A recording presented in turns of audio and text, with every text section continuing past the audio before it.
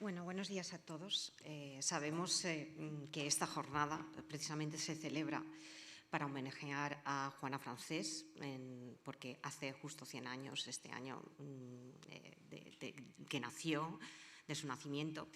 Pero supongo que Juana Francés estaría de acuerdo conmigo que iniciásemos esta charla rindiendo también un pequeño homenaje a todas aquellas personas que en el incidente que hubo ayer, en el gran incendio que hubo ayer en Valencia, han fallecido, se encuentran en una situación personal muy, muy delicada. Y quería mandarles desde aquí un abrazo. Ayer estuve en una obra de teatro que se llama La isla del aire, dirigida por Mario Gas y protagonizada por Nuria Espert. Y precisamente Mario Gas venía un poco también con una rosa blanca en la mano, venía un poco a homenajear a estas personas. Entonces, pues creo que es lícito empezar así, ¿no? Homenajeando a las personas que han sufrido tanto durante este tiempo. En fin, como he dicho al principio, estamos aquí para homenajear a Juana Francés, a su gran valía artística, por tanto tiempo olvidada. Hemos de tener en cuenta que desde que fallece y se le realiza un homenaje en 1991, prácticamente no ha salido en grandes exposiciones monográficas en los museos españoles. Y si lo ha hecho, ha sido en sitios de la periferia, ¿no? de las grandes ciudades, alrededor de las grandes ciudades, pero no en el centro, donde se encuentra realmente la fuerza y las exposiciones de gran formato. Por otra parte, me gustaría rendir homenaje también a su gran generosidad, la generosidad de Juana, que ha legado su obra a 4 grandes instituciones y prácticamente por igual, no haciendo distinción entre lo que donaba a una y a otra. Estas instituciones son el MACA de Alicante, el Pablo Serrano de Zaragoza, donde se encuentra también su archivo personal junto al de su compañero Pablo Serrano, el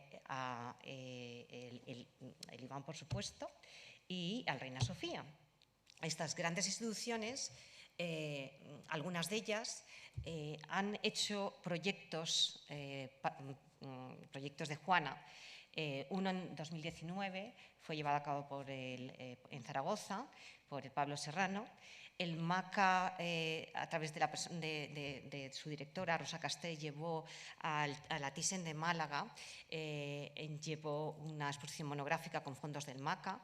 Y el Iván pues, se asuma un poco a rendirle este homenaje a Juana, haciendo y organizando esta exposición monográfica, ¿no? Sobre Juana. Y el objetivo de este proyecto, fundamentalmente, se centraba en 3 cosas fundamentales.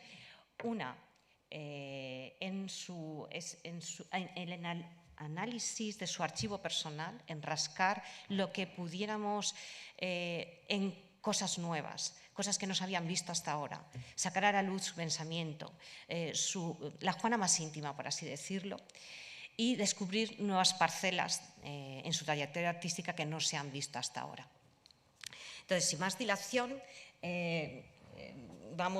le propongo a Isabel comenzar un poco esta conversación hablando sobre qué es lo que se enfrenta Juana cuando inicia su carrera artística. Es decir, ella llega a Madrid, su familia es de Alicante, con lo cual llega y está sola en Madrid. ¿Y a qué se enfrenta? Comienza la carrera de Bellas Artes, que la termina en 1949, en plena posguerra.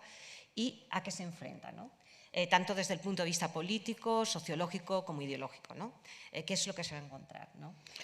Y especialmente, ¿cuál es su postura de mujer en una posguerra, en un arte todavía de carácter decimonónico, en el que no tiene cabida la vanguardia porque es oposición política y en donde las mujeres están muy poco representadas como estudiantes, ¿no? En las universidades de Bellas Artes?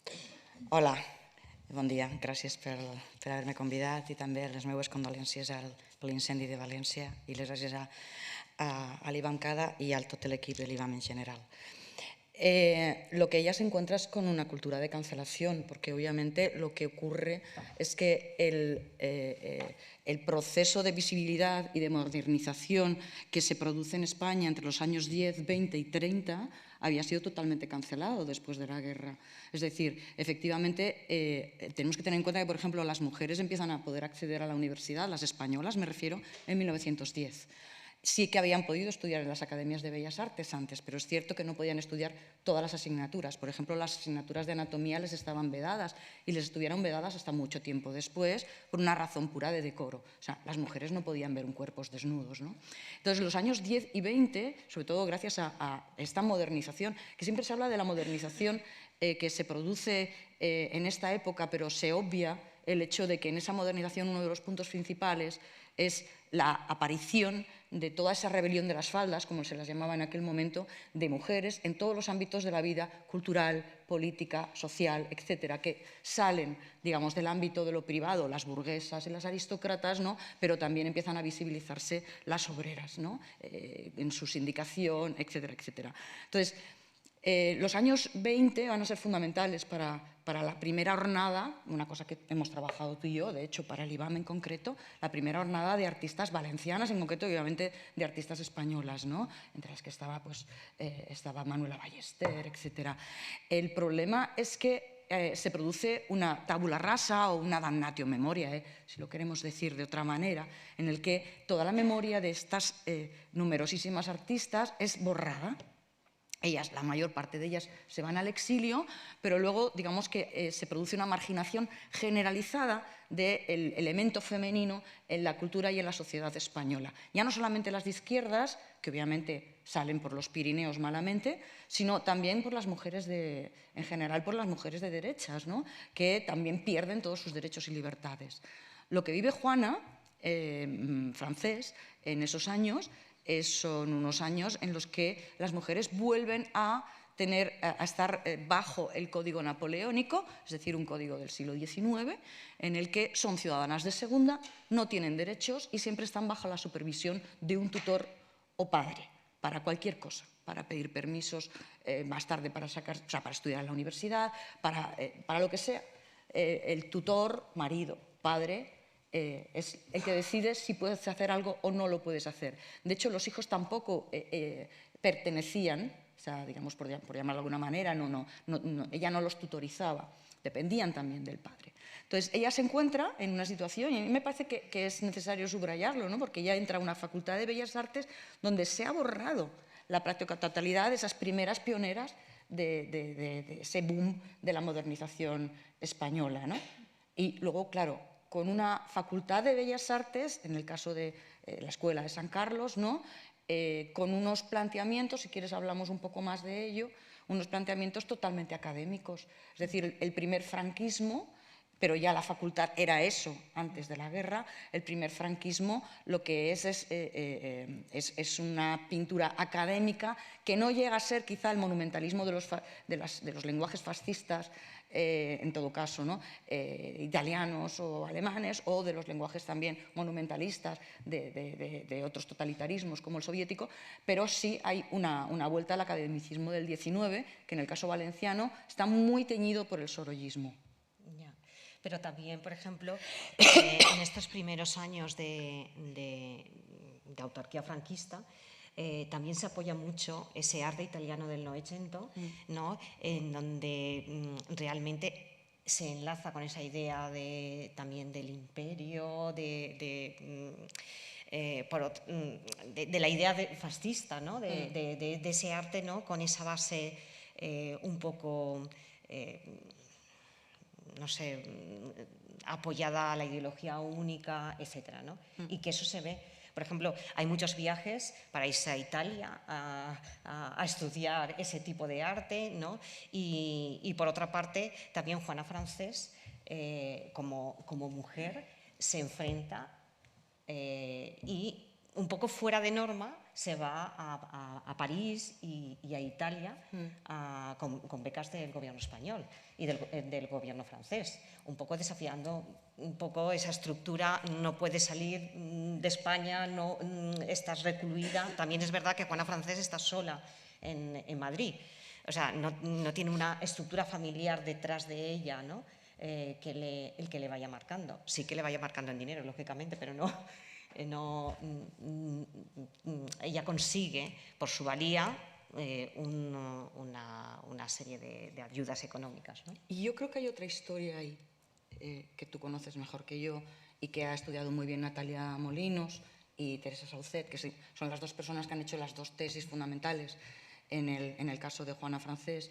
Y yo creo que sobre todo Natalia lo toca, y es el hecho de que ella tiene un matrimonio no deseado por la familia, que coincide con la guerra, si no recuerdo mal, y que ese matrimonio acaba mal. Y obviamente pasa como con las mujeres de los siglos anteriores, era una mujer de alguna manera marcada socialmente. Entonces, como las monjas, pero también como las viudas, yo creo que eso también le permite de alguna manera tener, no lo sé, igual es una hipótesis, pero le permite también tener una vida como más libre, ¿no? Se me ocurre que esa también pueda ser una razón, porque verdaderamente estamos hablando de una época, los años 40, en los que la sección femenina y la Iglesia Católica está posando iba a decir su manto, pero es su cúpula no de cristal, sino de acero, por encima de todas las mujeres, controlando cada movimiento prácticamente que las mujeres españolas hacían, ¿no? Sí, especialmente a mí, por ejemplo, me llama la atención en su producción, en su primera etapa figurativa, allá por los principios de los años 50, una serie de piezas de las que solo creo que se conserva una pieza que encontró Isabel Tejeda en una colección de Madrid, de Candela Álvarez. ¿La encontraste tú? Bueno, ¿La encontraste tú? no entremos. La encontró ella. Que se llama Silencio. Es una mujer que se tapa la boca. En estos momentos no está en la exposición, pero sí se abrió con ella, porque ha tenido que salir en préstamo a otras, y ahora, cuando la exposición itinere a Avilés, estará otra vez con nosotros esa pieza. Pero es una mujer que se tapa la boca, ¿no? Entonces, yo encontré en su archivo personal una serie de piezas que estuvieron expuestas en una exposición que hizo en el Ateneo en 1956, que eran muchos personajes de ellos eran personajes que no tenían boca. 3 mujeres que no tenían boca, un niño que no tenía boca. Entonces me llamó muchísima la atención censura o autocensura. Eso es una cosa que tú lanzas en tu texto del catálogo. Sí, de hecho lo retomo en realidad de un artículo de Noemí de Haro, en el que analiza esta pieza fundamental que utilizamos en la Contratemps, la utilizamos como imagen de la exposición. Porque Noemí de Haro, yo creo que de manera bastante prístina, dice, es que no se está tapando la boca, se la están tapando, porque si yo me tapo la boca me la estoy tapando así, y la mano viene de acá. Entonces, en realidad le están tapando la boca. En la época, porque esas piezas son de los años 50, la lectura que se hace de estos cuadros es una lectura ligada a lo figurativo, a las maternidades, porque hay muchas familias, ¿no? Y hay muchas familias monoparentales, es decir, con solo la madre, ¿de acuerdo? Y entonces, en la época, cuando se analizaban estos trabajos, se hablaba de que, bueno, que hablaba de la familia, de las maternidades, de temas femeninos, y había una interpretación de ese cariz. Pero claro, lo que nosotras hemos podido hacer es una interpretación más política. Sí, y de doble lectura, ¿no? Y de doble lectura, que es algo muy, muy típico en épocas de censura, cómo la ambigüedad te puede permitir utilizar determinados discursos que parecen una cosa pero que tienen una carga de contenido político muy potente, ¿no? Entonces, bueno, tú lo tratas en tu ensayo de este catálogo que todavía no tenemos, pero que yo he podido ver en PDF, que está pasando aquí a nuestras espaldas y que es fantástico. Enhorabuena a la diseñadora. Es una diseñadora, ¿no? Diseñador. Diseñador, perdón. Antonio Ballesteros. Vale, pues es bastante... A mí me ha gustado mucho la utilización de los negros, etcétera, etcétera. Ahora saldrán algunos casos las mujeres de las que hablábamos. Entonces, esta idea de esa ambigüedad y de la posibilidad de interpretación de esas imágenes, como, que eso lo analizaba yo, imágenes de censura más que de autocensura, de gente que no tiene boca, pero no tiene boca no por voluntad propia, sino porque no puede hablar, de familias monoparentales, a mí me lleva a las viudas de guerra, pero también me lleva a la posibilidad de mujeres que han podido tener a sus hijos solas. Sí. Tema que era totalmente tabú en esa época.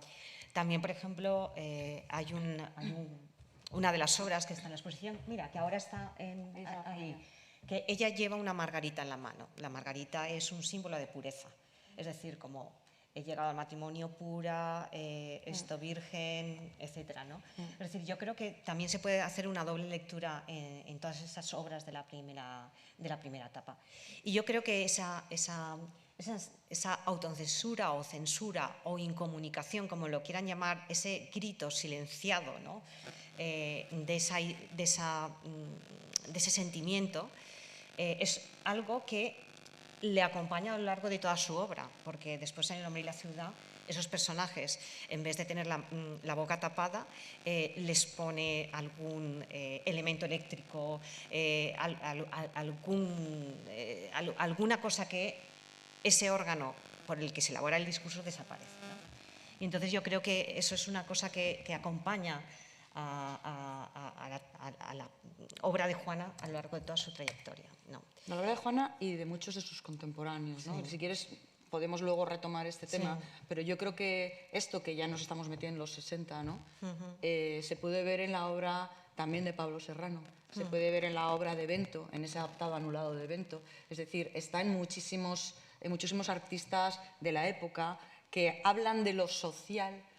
Y era un recurso, ¿no? Hablar de lo social, y de hecho en las críticas se habla, es una obra social, cuando en realidad estaban hablando de lo político. O sea, era una manera de enmascarar un discurso que en realidad era imposible generar desde ámbitos públicos, ¿no? Por eso hay un tema también que me interesa mucho y que también trato bastante, y es como el informalismo, porque si tú vacías tras una guerra, como fue la Guerra Mundial, o tras una guerra como fue la Guerra Civil, si tú vacías a la pintura de contenido, lógicamente no estás mostrando nada. Eliminas el sujeto y lo que haces es arrancas toda posibilidad en la obra de arte y queda solamente lo formal, ¿no? Entonces es una cosa que lógicamente se produjo tras la guerra, la Segunda Guerra Mundial y tras la Guerra Civil aquí. El informalismo era muy fácil de instrumentalizar, ya que no tenía tema por parte del político, pero por otra parte hay otra parte de la historiografía que lo ve como que a través de esa expresión abstracta ellos también estaban protestando, ¿no? Sí, es la pugna antigua, en realidad, de los años 30, ¿no? Entre los formalistas y el arte comprometido, que ya se da en ese momento, ¿no? Gente como Josep Renau, como Manuela Ballester, dicen, es que no podemos hacer un arte que esté solamente centrado en la forma, en el color, en la luz, en la estructura, sino que tenemos que hacer un arte de carácter político, ¿de acuerdo? Entonces, claro, el informalismo sería como el culmen de esa lectura informal que encima ha perdido la figura. La pérdida de la figura significa también la pérdida del relato. Entonces, esa pérdida del relato, que se va a dar primero, se va a dar en Estados Unidos, en los expresionistas abstractos, se va a dar en Europa, en los informalistas, es una manera, bueno, en Estados Unidos se convierte como el gran lenguaje, encima es utilizado como el gran lenguaje norteamericano, el primer como gran lenguaje estadounidense. Y si nos damos cuenta, la práctica totalidad de los informalismos van a ser reutilizados por los estados y por las políticas estatales para contar lo que les interesa contar, porque en realidad estamos hablando, ahora estamos con otra cosa, estamos hablando de obras abstractas, ¿no? De una expresión individual, ¿no? de los individuos.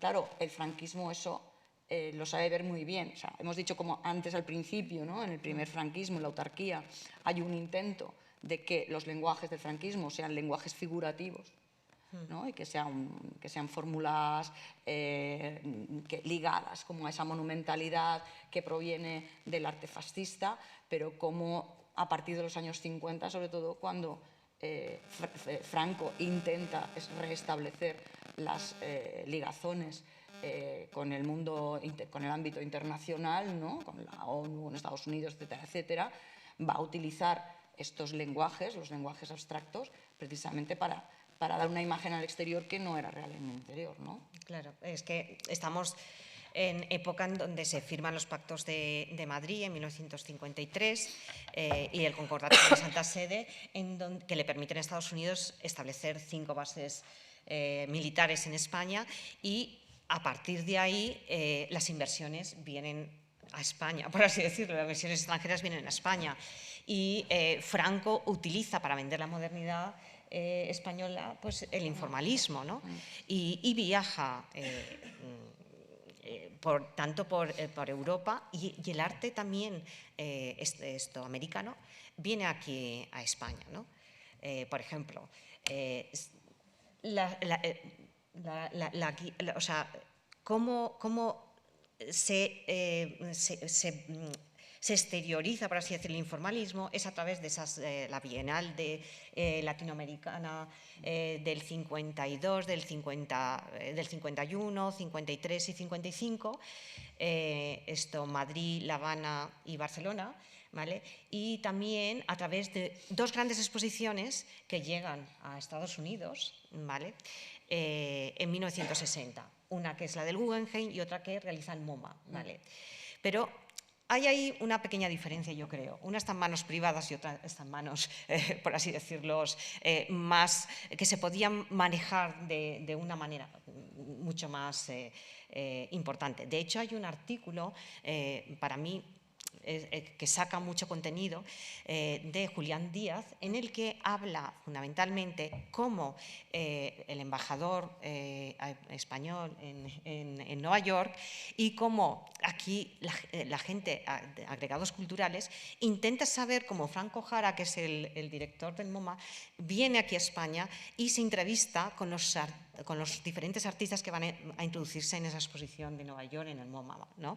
Cómo intentan dirigir un poco a Franco Jara a entrevistarse con los diferentes artistas, y Franco Jara realmente no les deja, en definitiva. De hecho, se quieren que se escriba un texto, Vicente Aguilera Cerní, uno de los grandes críticos valenciano, también uno de los grandes críticos del momento, y realmente en el catálogo no existe ningún texto. Existe ese texto porque se le encargó y lo publicó en este artículo que les hablo de Julián Díaz, pero que realmente no vio la luz nunca, ¿no? Bueno, yo creo que es fundamental este artículo que estás citando, porque Julián Díaz Sánchez es el que pone el dedo en la llaga a intentar interpretar de otra manera que plantea directamente la instrumentalización política que se hace el informalismo como un lenguaje, lo que estábamos diciendo antes, ¿no? O sea, que no tiene un relato más allá de lo personal, ¿no? O que aparentemente no tiene un relato más allá de lo personal. Efectivamente, hubo momentos en los que sí que quizá, como es el caso del MoMA que tú estás diciendo, se sintieron, o sea, los comisarios de la institución fueron más libres, pero yo he estudiado el caso concreto de la Tate Modern, donde estuve con una estancia de investigación precisamente hace 2 años, cuando estaba escribiendo esto, mi ensayo en el artículo, con una exposición que también hubo de informalistas en la Tate Modern. Me refiero al archivo, obviamente al Tate Archive, lo que era la Tate Britain. En los archivos de la Tate Britain está muy claro que es el embajador de España el que escribe al director en ese momento de la Tate Britain, entonces Tate simplemente, y le dice, queremos hacer una exposición de españoles, pero vamos a dejar fuera, por ejemplo, a gente como Picasso, como Miró, como Julio González. Y dice, porque es que estos ya están muy vistos, ¿de acuerdo? Y entonces pone como genealogía de estos informalistas a Rusiñol. Y de hecho Rusiñol estará en esa exposición de la Tate Gallery en el año 62, ¿no? Es decir, y coloca, o sea, en realidad los que ponen los nombres se ponen desde España directamente. Cuando hay se produce y bueno, Juana Francés participa dentro de esos nombres, algunos artistas más. Y cuando en un momento determinado Tapies dice que no quiere participar en esta exposición, Tapies en ese momento estaba organizando su exposición importantísima en el Guggenheim, pero en el fondo ya se estaba intentando desligar del franquismo. Pasan absolutamente de él y Tapies continuará estando en la exposición. Es decir, estamos hablando, más allá de una instrumentalización de un dirigismo político a nivel internacional de estos informalistas, ¿no? Que obviamente, claro, en algunos casos se dejaban hacer, ¿no? Es decir, porque una de las preguntas que tú me hacías, es decir, ¿Se aprovecharon de esta circunstancia? Obviamente, sí. Pero también hay que tener en cuenta que estamos hablando de la primera generación de artistas contemporáneos en España, españoles en España, porque la anterior generación había salido. Es decir, se habían formado fundamentalmente, bueno, primero en nuestras academias de bellas artes, pero luego las circunstancias que había en el Estado español desde un punto de vista artístico eran tan castrantes que todos salieron y fundamentalmente se fueron a París, ¿no?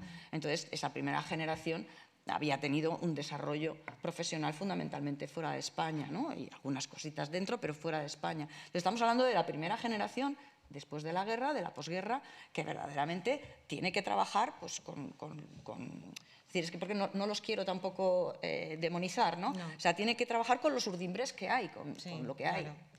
Es decir, también es la generación que Vicenta Garriga Cerny en ese texto dice, es la generación, son los hijos del 36. Son unos hijos del 36 que incluso él enlaza un poco con la generación del 98 y no con la generación del 27, que es la inmediatamente anterior, una generación, la del 27, que enlazaba más con la vanguardia, una generación que enlazaba más con el populismo, ¿no?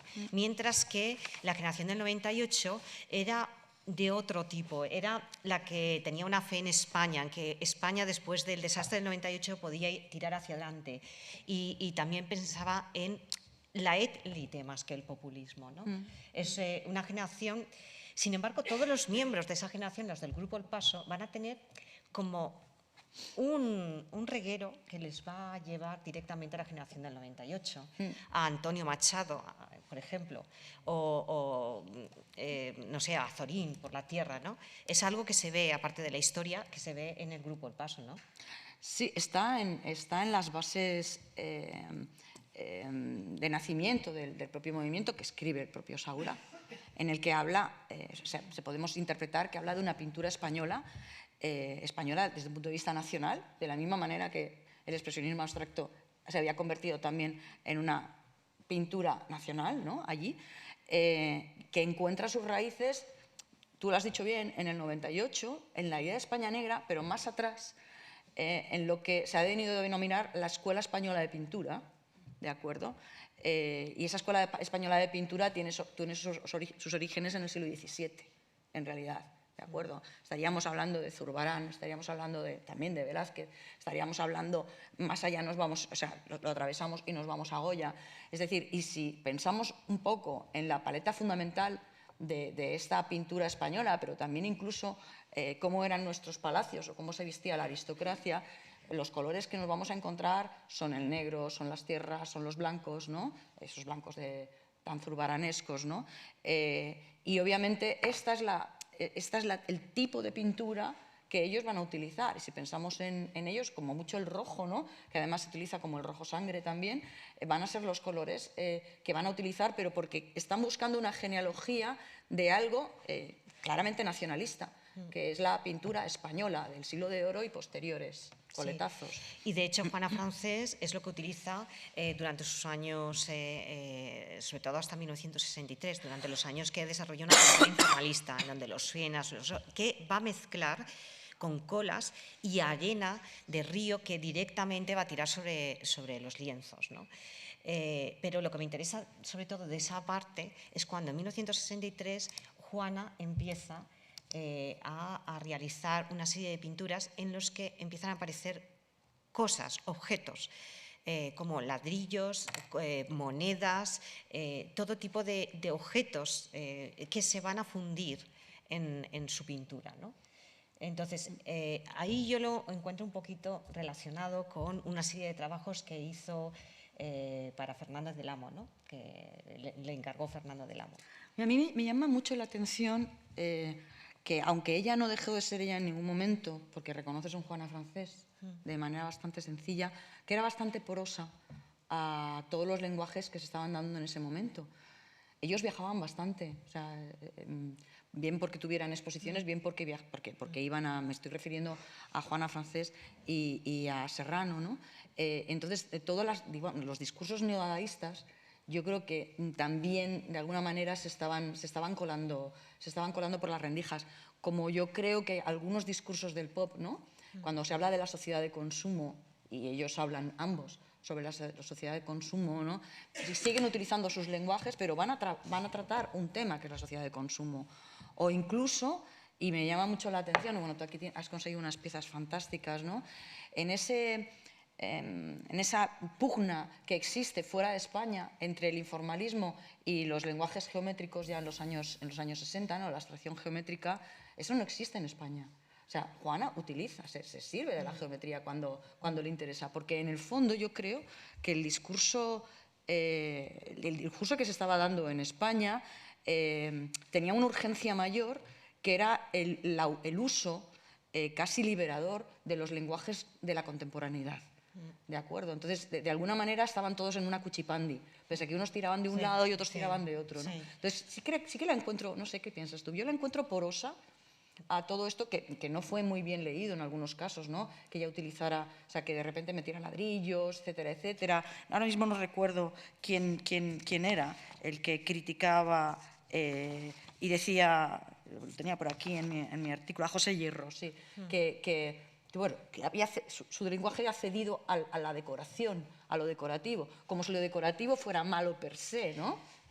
Lo decorativo se ha ligado a lo femenino de forma generalizada. Pero yo, sin embargo, lo ligo más a lo que te he dicho yo, a diversos trabajos que realiza para Fernández del Amo los informalistas. Por ejemplo, Fernández del Amo era un arquitecto que fue director del Museo Contemporáneo de Madrid, Museo Nacional Contemporáneo de Madrid, durante el 52 y el 58, un periodo de tiempo en que se hicieron en la Sala Negra de la Biblioteca Nacional una serie de exposiciones de arte moderno, yo creo que muy importantes, y este arquitecto también fue el responsable de parte de los poblados de colonización, ¿no?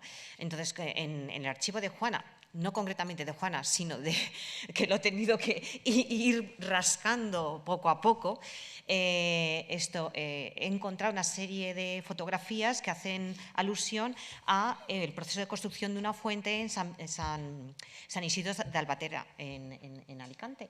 Y ahí se ve a Juana introducir dentro de lo que es la base de la fuente una serie de elementos que son trozos de cerámica, piedras, arenas, diferentes cosas.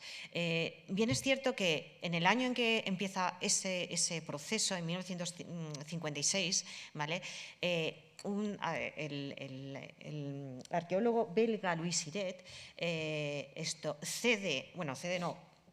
vende al Museo Arqueológico Nacional todos sus archivos, todos sus documentos, entre ellos toda la documentación que hay en una serie de excavaciones que se realizan en la zona, muy cerca de San Isidro, en 1908. Y todo eso, en ese tiempo la prensa sale, acontece, y Fernández del Amo está en esto. Y Juana realiza, yo creo que con los restos de esos poblados, tanto de época emiral, de la época de bronce, de la época emiral, y después relacionados con la siembra de la barrilla, que en el siglo XVII, siglo XVIII, en esa zona se cultivaba la barrilla para hacer sosa, ¿no?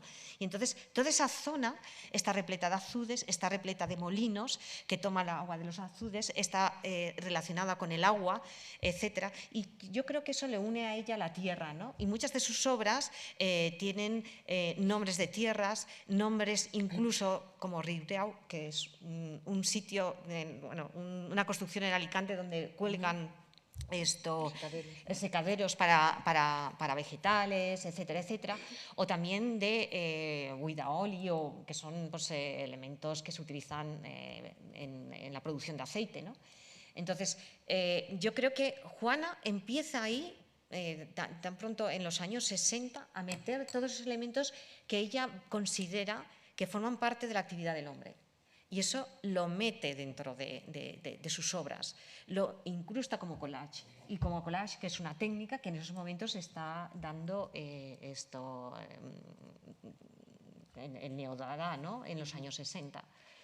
Y que está triunfando en las bienales, especialmente Rosenberg, etcétera, lo va a llevar a las bienales de Venecia, etcétera. En este sentido, bueno, yo tengo que decir que me quito el sombrero ante el trabajo que has hecho tú de investigación en unos archivos que ya estaban trabajados de entrada, que es difícil encontrar lo de Juana Francés. O sea, aquí habría que hacer un alegato para que los artistas cedieran sus archivos, porque cuando se trabaja a partir de archivos personales no es lo mismo que trabajar a partir de hemeroteca. O sea, cuesta muchísimo más sacar información en las hemerotecas, y eso que ahora tenemos la suerte de que algunas de ellas, como por ejemplo la riquísima hemeroteca de la ABC, está en línea, ¿no? Pero todo esto está dentro del archivo de Pablo Serrano, ¿no? O sea, nos pasaba igual cuando quieres trabajar sobre Gerda Taro y te tienes que ir a ver primero lo de Capa, o en el propio Iván, cuando tuvimos que trabajar sobre Manuela Ballester, donde tuvimos que mirar, fue en los archivos de Renau. Es decir, o sea, como que están sepultadas, ¿no? En los archivos de sus parejas. Aún así es de agradecer que estén esos archivos, pero como que hay que mirar desde otra perspectiva. Yo creo que en este sentido tu aportación a mí me parece bastante importante, esa manera de mirar desde otro punto de vista y entender que los archivos siempre pueden ser reinterpretados, ¿no? Pese a que hayan sido estudiados. O sea que mi enhorabuena. El tema de las muchísimas imágenes inéditas que hay en esta publicación, yo creo que es fundamental también para hacer una relectura de los años 50 y 60 en España. Y respecto al tema del hombre, quería pararme un poco ahí, porque efectivamente ella habla del hombre, pero no habla de la mujer, no habla de las mujeres en su trabajo. No sé qué piensas de esto. Bueno, pues efectivamente, habla del hombre, pero yo creo para ella habla del hombre como pensador, como ente pensante, por así decirlo, como hombre universal. Como universal, sí. ¿No? Nunca habla del hombre y su circunstancia, es decir, de todo aquello que le rodea, siguiendo mucho el pensamiento orteguiano. De hecho, en las imágenes que están pasando aparece Pablo Serrano, su marido, junto a la cara, en una escultura suya que es Ortega y Gasset. Y después ella tiene un texto que tiene firmado en el 75, donde el título es Yo soy yo mis circunstancias, ¿no? Entonces, todos esos elementos y esa serie de elementos que forman parte del hombre y la ciudad, que dentro de nada, pues, bueno, estaréis viendo todos estos elementos, los relojes, piezas de cocina, porque ella, por ejemplo, tenía una serie de hojas con fotografías pegadas de artilugios y recambios de mecanismos específicos para cocinas alemanes, y esos eran los que utilizaba fundamentalmente e incrustaba en sus seres, ¿no? En estos ortotópedos suyos, ¿no? Entonces, para ella, fundamentalmente, yo soy yo en mis circunstancias, como todos estos, la tecnología, el avance tecnológico era importante para ella, era fundamental para ella, pero por otra parte lo encontraba como una gran amenaza para la humanidad. Es decir, que devoraría a sí mismo, al hombre propiamente dicho, ¿no? Y eso es una de las cosas que salen en su Hombre y la ciudad, ¿no? Esa es como la gran diferencia con los geométricos, ¿no? Sí. Es decir, si pensamos en el centro de cálculo y luego pasos anteriores al centro de cálculo, el arte objetivo, no solamente, o sea, no tienen una lectura distópica sobre las nuevas tecnologías, ¿no? Sino al revés, ¿no? O sea, como que las aceptan con júbilo, pensando que es algo que puede abrir nuevos campos a la vida humana, pero también a la creación, ¿no? Mientras que en esta generación anterior, porque son un poco mayores, ¿no? Miran con cautela, pero también con cierto disgusto, toda esta historia, o una serie de ciudades, ¿no? O sea, la idea de la ciudad como algo que te incomunica, ¿no? Que verdaderamente no estamos viviendo como en edificios y no sabemos quién es el de al lado, a diferencia quizá, ¿no? de la vida en las zonas rurales, donde todo el mundo se conoce, todo el mundo se controla también, ¿no? Es decir, es por un lado más libre vivir en una ciudad, pero por otro lado es cierto que es más incomunicado. Entonces, yo creo que sí que se produce esa gran diferencia con los geométricos, en esa comprensión de ese nuevo mundo. Pero me llamaba la atención el hecho de que hable siempre de los jefes, los hombres. O sea, hay como un lenguaje bastante masculinizado. Ahora comentabas lo de los engranajes de las cocinas alemanas, pero es algo que no se percibe, a no ser que lo sepas. Es decir, los materiales que ella utiliza son materiales entonces bastante, o los elementos bastante masculinizados, ¿no? Yo hacía como una lectura de, bueno, ¿qué hubiera pasado si ella, por ejemplo, pone una pila de ropa sucia, como hace, por ejemplo, Tapies, ¿no? O sea, ¿qué interpretación se hubiera dado su trabajo si ella hace algo así, en lugar de utilizar engranajes, trozos de ladrillo, teléfonos, etcétera? Pues quizá hubiese sido un poquito, como en muchas ocasiones ha pasado, como que llevarlo al terreno de las mujeres, el material propio de las mujeres, ¿no? Yo creo que sí, ¿no? Porque de hecho, muchas de las críticas que se encuentran en la época, en especial hay un catálogo que también es bueno resaltar, que es una exposición que hicieron cuatro mujeres pintoras, ¿vale? Que eran, si no me equivoco, Santaló, Berba, Y Droc. Droc y Juana Francés, ¿vale? Y salió una crítica como diciendo esto, no me acuerdo quién la hizo realmente. Sí, Cirilo Popovici, de hecho. El que Sí, dijo, dice, sí. esta exposición no se empezó a montar hasta que llegaron los hombres. No, esto lo dice... O sea, es decir, que esto lo dice... sus maridos, por así sí, decirlo. Sí. A ver, perdón, ¿dónde está esto? Es que es muy curioso el comentario. A ver si lo puedo encontrar. No lo encuentro ahora. Bueno, pero en definitiva, esto constantemente habían comentarios como asociando a la mujer a una pintura decorativa, como has dicho antes, a la utilización, no sé, de siempre cosas propias, ¿no? O géneros como el paisaje, cosas que no... Bodegón, paisaje, maternidades. Maternidades, ¿no? O sea, pero también se asociaba los términos de lucha, ese lenguaje, por así decirlo. Por ejemplo, Popovici sí que hace el comentario de que la pintura de Juana Francés en época informalista era considerada como pictoromaquia, es decir, como una lucha, que era esa lucha tan propia de enlazarla con Picasso, por ejemplo, ¿no?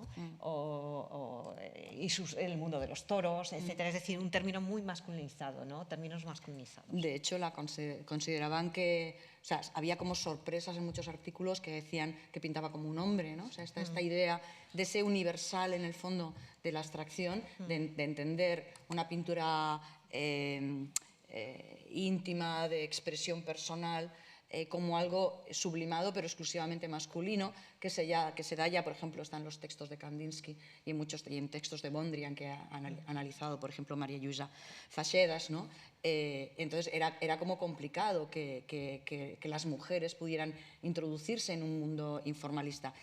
Juana Francés había sufrido ya en la época de estudiante, porque se hacían, a veces la única manera de que las mujeres expusieran era juntarse como colectivo y exponer juntas, ¿no?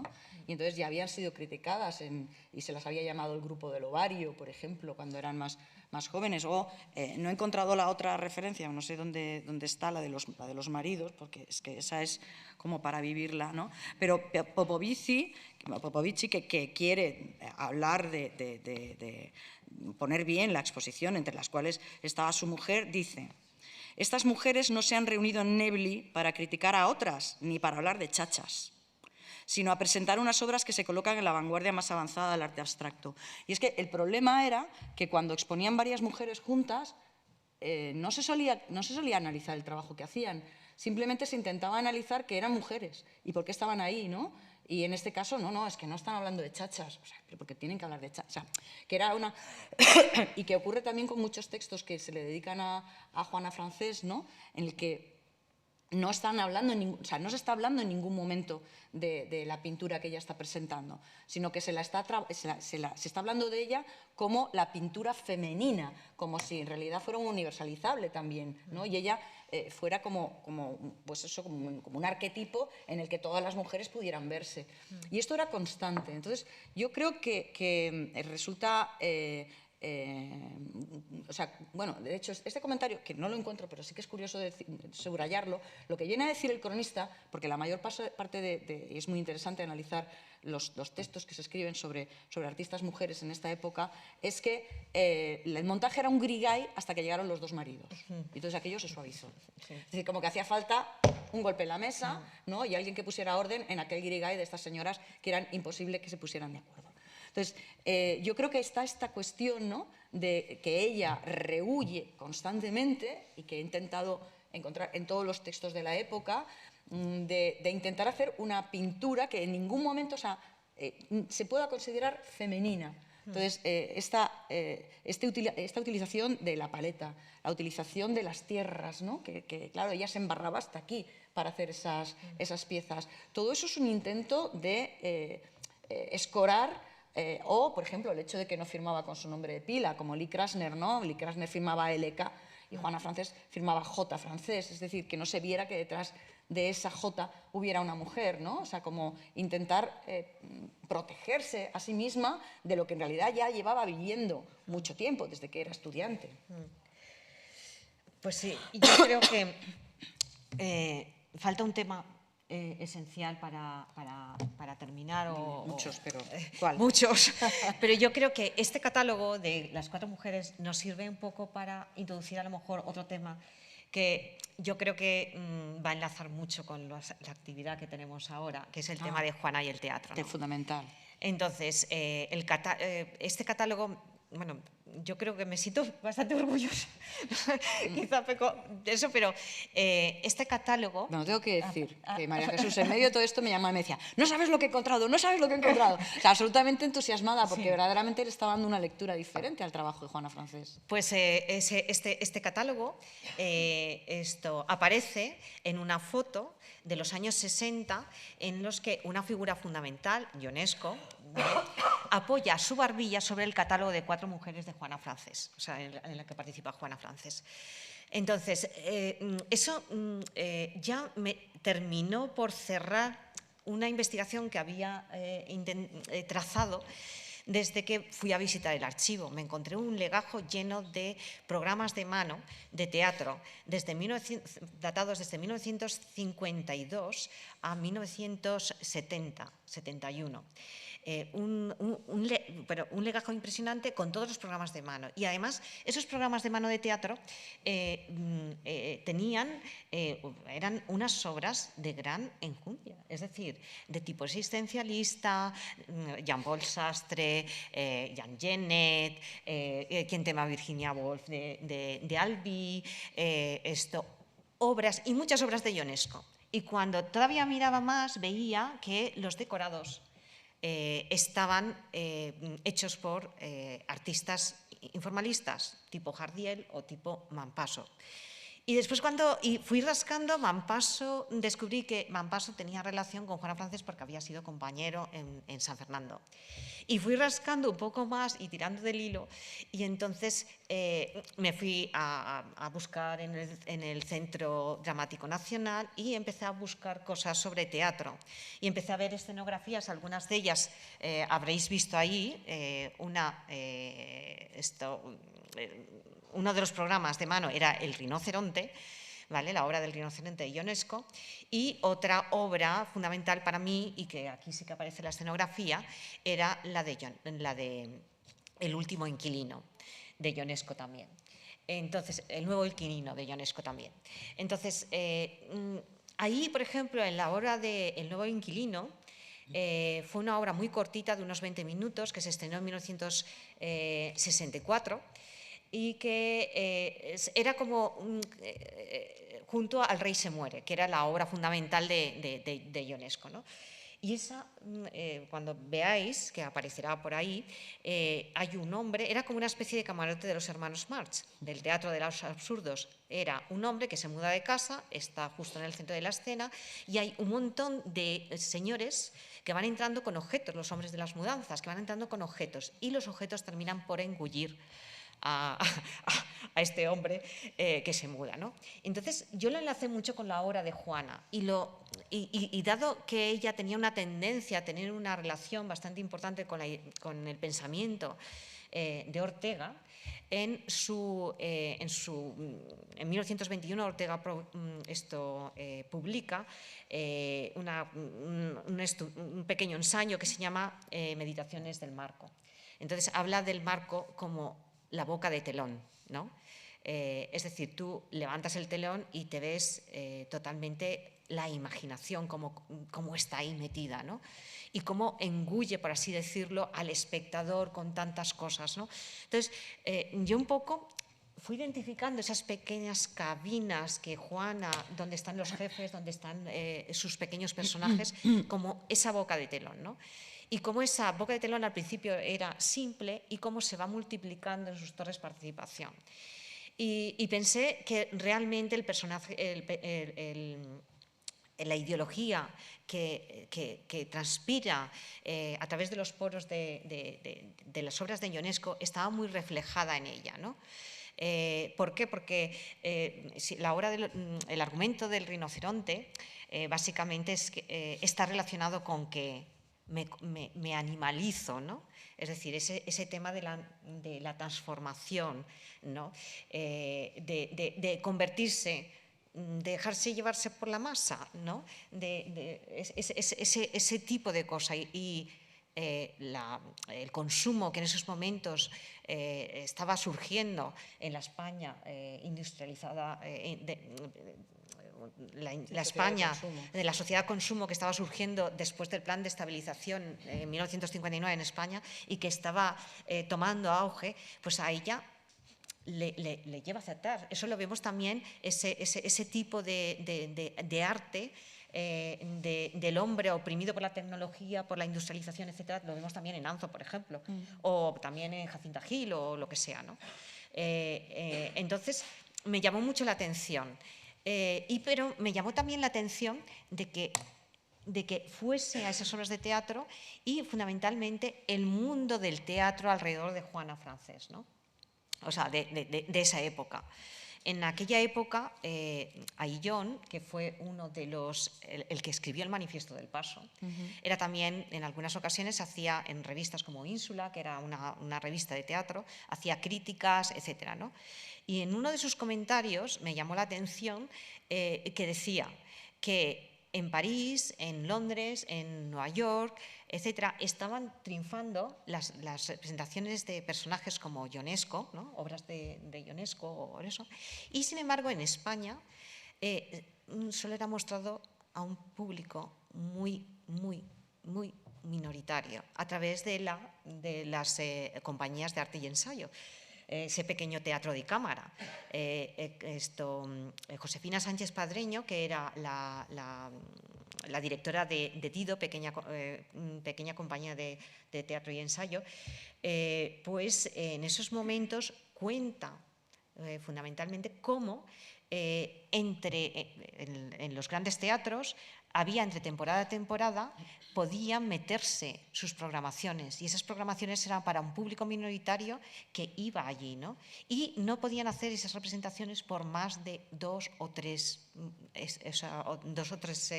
¿cómo se llama? Sesiones, ¿no? Entonces, además tenían que pagar enormes multas, tenían que pagar grandes alquileres por alquilar el Teatro María Guerrero o lo que sea, pero además tenían que pagar multas si la obra tenía algo ideológico, pero claro, de esa manera daban opción a que ese teatro se colara y llegara a un público, aunque fuese minoritario, ¿no? Había muchas tertulias en los que se hablaba de censura y ese tipo de teatro de cámara y ensayo fue los que durante los años 60 estuvo muy de moda y al que realmente es el que iba a ver Juana Francés.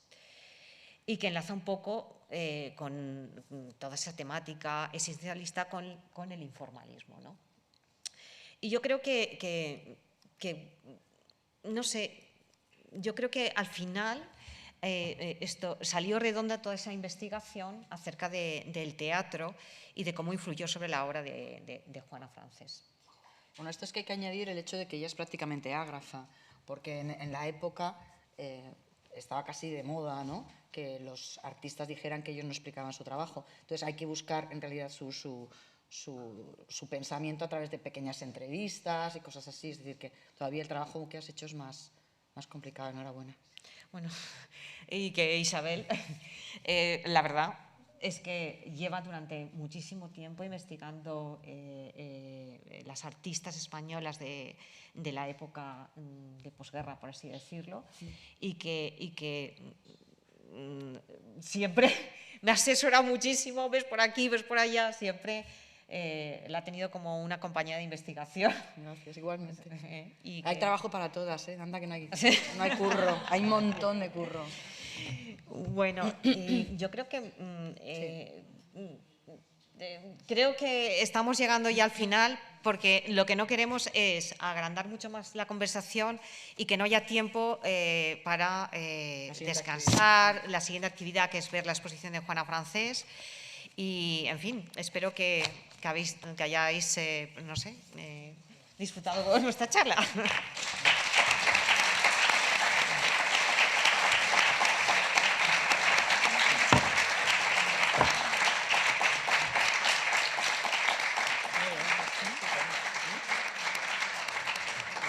Fuimos.